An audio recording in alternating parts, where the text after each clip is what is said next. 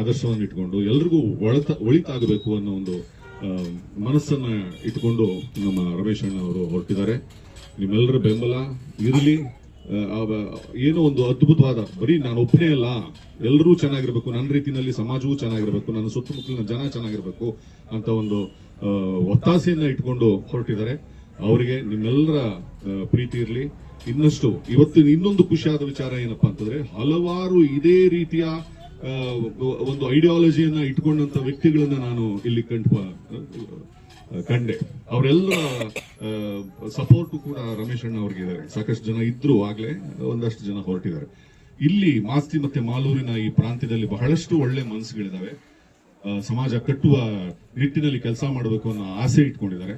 So ಅವರೆಲ್ಲರೂ ನಿಮ್ಮ ಜೊತೆಲಿದ್ದಾರೆ. ನೀವೆಲ್ಲರೂ ಅವ್ರ ಜೊತೆಲಿ ಇದ್ದು ಈ ತರದ ವ್ಯಕ್ತಿಗಳನ್ನ, ಈ ತರದ ಸಂಸ್ಥೆಗಳನ್ನ ಬೆಳೆಸಿ ಒಳ್ಳೇದಾಗ್ಲಿ ಅಂತ ಹಾರೈಸ್ತಾ ನನ್ನ 2 ಮಾತುಗಳನ್ನ ಈ ಕಾರ್ಯಕ್ರಮಕ್ಕೆ ನನ್ನನ್ನ ಕರೆಸ್ಕೊಂಡಿದ್ದಕ್ಕೆ ನನಗೆ ಬಹಳ ಹೆಮ್ಮೆ ಅನ್ಸುತ್ತೆ, ಖುಷಿ ಅನ್ಸುತ್ತೆ. ಒಳ್ಳೇದಾಗ್ಲಿ ಸರ್. ಇಷ್ಟು ಹೇಳಿ ನನ್ನ ಮಾತು. ಥ್ಯಾಂಕ್ಸ್.